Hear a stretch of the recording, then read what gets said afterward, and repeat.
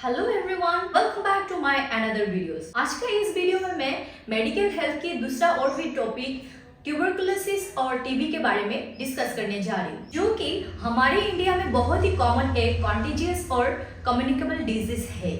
ये टीबी बीमारी क्या है, आपके शरीर पे टीबी होने से कौन कौन सी लक्षण यानी कि साइन एंड सिम्टम्स दिखी जाती हैं, कौन कौन सी टेस्ट की जाती है, क्या है इसका ट्रीटमेंट और गवर्नमेंट की ओर से कौन कौन सी फैसिलिटी दी जाती है, इसके बारे में डिस्कस करेंगे। 2019 की एस्टिमेटेड इंसिडेंस ऑफ ट्यूबरकुलोसिस के हिसाब से 26.9 लाख टीबी केसेस यानी कि पर लाख पॉपुलेशन में 199 केसेस ऑफ ट्यूबरकुलोसिस पेशेंट को आइडेंटिफाई किया गया है। टीबी बीमारी की प्रिवेंशन और खत्म करने का जो प्रोग्राम, उस प्रोग्राम को 2020 से पहले RNTCP के नाम से जाना जाता था, लेकिन गवर्नमेंट ऑफ इंडिया ने 2020 में कमिटेड की 2025 तक में टीबी बीमारी को खत्म करने की, और RNTCP प्रोग्राम के नाम को चेंज करके दूसरा नाम दी NTEP, मतलब नेशनल ट्यूबरकुलोसिस एलिमिनेशन प्रोग्राम, ताकि गवर्नमेंट ऑफ इंडिया की जो aim to eliminate tuberculosis in India by 2025 उसको महत्व दे सके, क्योंकि अगर टीबी बीमारी को ट्रीटमेंट नहीं करने से पेशेंट की डेथ भी हो जाते हैं। तो चलिए जानते हैं पहले ट्यूबरकुलोसिस क्या है।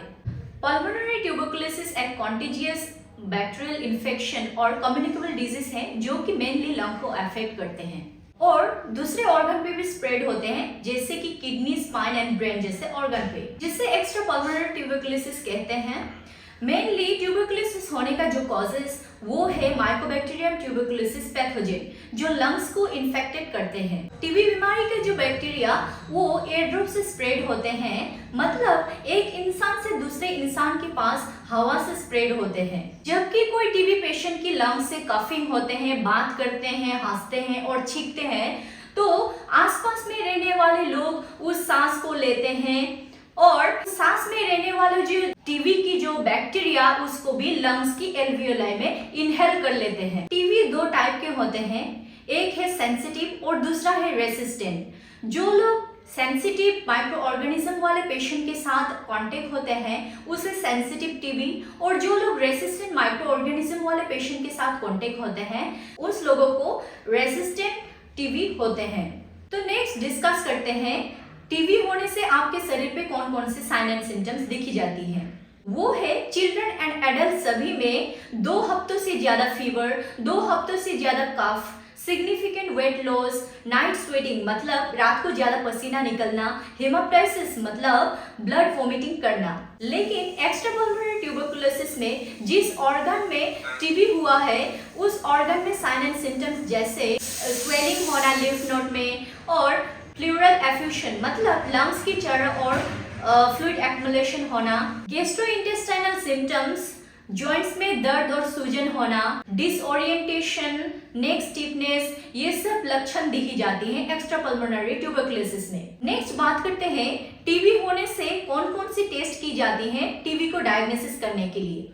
स्प्यूटम टेस्ट, अर्ली मॉर्निंग का जो स्प्यूटम वो सबसे बेस्ट होते हैं। स्प्यूटम को आसपास के डीएमसी में भेजे जाते हैं ताकि माइक्रोस्कोप से ट्यूबरकुलोसिस का जो बैक्टीरिया माइकोबैक्टीरियम ट्यूबरकुलोसिस उसको दिखी जाए। और सीवीनेट और ट्रूनेट जैसे टेस्ट को की जाती हैं, जो कि अभी सभी हेल्थ फैसिलिटीज में अवेलेबल होते हैं। माइक्रोस्कोप से सिर्फ ट्यूबरकुलोसिस का जो बैक्टीरिया वो प्रेजेंट है या नहीं उसे देखी जाती है, लेकिन सीवीनेट और ट्रूनेट में माइकोबैक्टीरियम ट्यूबरकुलोसिस जो टीबी की बैक्टीरिया वो प्रेजेंट है या नहीं, उसके साथ वो सेंसिटिव है या रेसिस्टेंट है वो भी दिखी जाती है। पेशेंट लोगों को और भी हिस्टोपैथोलॉजी मतलब FNAC बायोप्सी और रेडियोलॉजी जैसे एक्सरे, MRI, CT, USG की जाती है इन सर्टेन केसेस।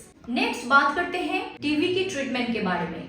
टीबी की ट्रीटमेंट 2 टाइप के होते हैं, एक होते हैं सेंसिटिव यानी कि जनरल पेशेंट, उनका ट्रीटमेंट अलग होते हैं, और दूसरा होता है रेसिस्टेंट माइक्रो ऑर्गेनिज्म वाले पेशेंट की ट्रीटमेंट, जो कि अलग होते हैं। जनरली टीबी पेशेंट की ट्रीटमेंट 6 मंथ की होते हैं।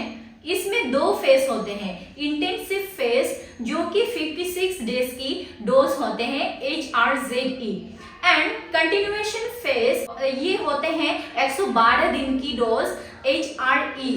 दोनों मिला के टोटल 68 दिन की ट्रीटमेंट होती है, मतलब कि आईपी एंड सीपी दोनों मिला के 168 डेज की ट्रीटमेंट होते हैं। लेकिन रेसिस्टेंट माइक्रो ऑर्गेनिज्म वाले पेशेंट की ट्रीटमेंट अलग होते हैं, 9 मंथ्स टू 12 मंथ्स। टीबी बीमारी की ड्रग डोज वजन के हिसाब से कैलकुलेशन की जाती है और ट्यूबरकुलोसिस पेशेंट लोगों के लिए ड्रग्स जैसे HRZD मतलब आइसोनियाजिड, रिफाम्पिसिन, इथाम्बुटोल एंड पायरेजिनामाइड जैसे ड्रग्स को यूज किए जाते हैं। नेक्स्ट जानते हैं गवर्नमेंट की ओर से ट्यूबरकुलोसिस पेशेंट लोगों के लिए क्या क्या फैसिलिटी दी जाती है। निश्चय पोषण योजना जो कि ट्यूबरकुलोसिस पेशेंट लोगों के लिए ड्यूरिंग ट्रीटमेंट 500 रुपीज करके दी जाती है।